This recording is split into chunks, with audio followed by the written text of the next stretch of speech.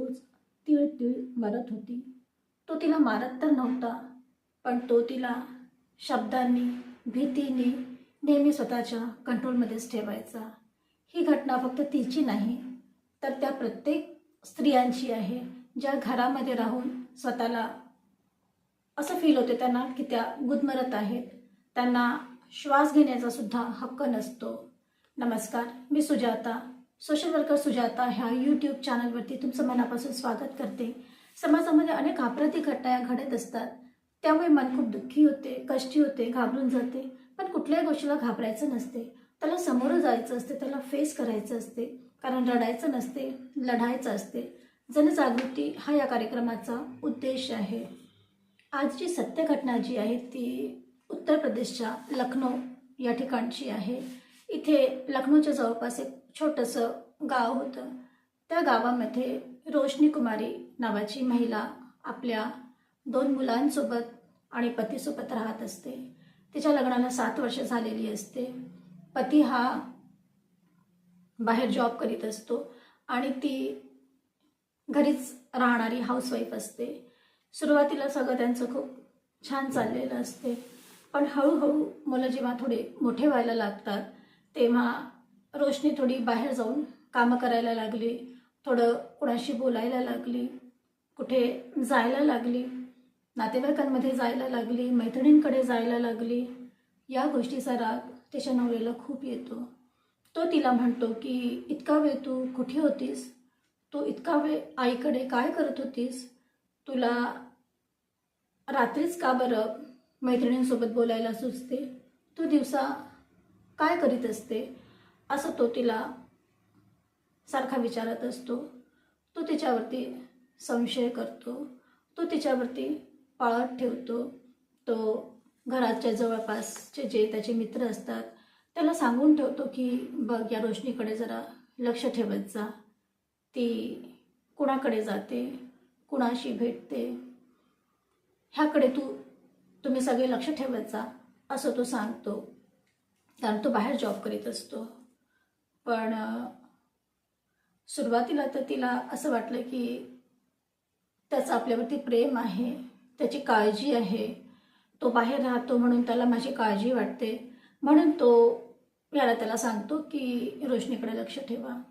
पण हळूहळू प्रत्येक छोट्या छोट्या गोष्टी जेव्हा त्याच्यापर्यंत जाऊन पोहोचतात आणि तो तिला विचारत असतो की तू इतका वेळ कुठे होतीस, तू बाजारामध्ये का बरं जास्त वेळ थांबलीस, मुलं कुठे होते, तू कुठे होतीस, असं सारखं तो तिला खूप प्रश्न विचारत असतो.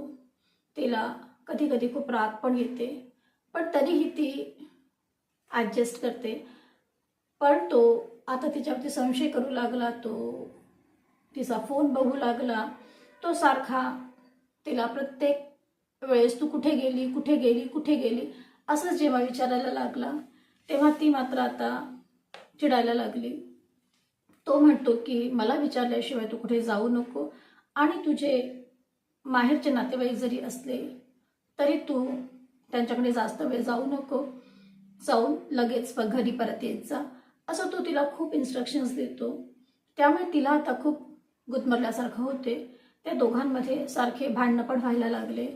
ती आता खूप शांत शांत राहायला लागली. गावातले लोक म्हणायला लागले की एकेकाळी ती खूप हसमुख होती, हसणारी होती, समजूतदार होती, सगळ्यांना घेऊन चालणारी होती, सगळ्यांना मदत करणारी होती. पण आता ती फक्त घरात आपल्या मुलांसोबतच राहायला लागली. खूप ती कष्टातनं जायला लागली. तिला खूप गुदमरायला होत होतं. ती आपल्या फिलिंग्स कोणाला शेअर करू शकत नव्हती. तिच्या मैत्रिणी हळूहळू तुटल्या होत्या. त्यामुळे ती आता खूप स्वतःला एकटं समजत होती. ज्याच्यासाठी ती सगळं सोडून, माहेरच्या लोकांना सोडून सासरी आली होती, नवऱ्याजवळ आली होती, तो नवरासुद्धा आता तिला खूप छळायला लागला होता. मारत तर तो तिला नव्हता, पण ती तीळ मरत होती. कारण ती नेहमी असं वाटत होतं तिला की ती बांधलेली आहे, ती फ्री नव्हती. सारखं तिला गुदमरल्यासारखं होत होतं.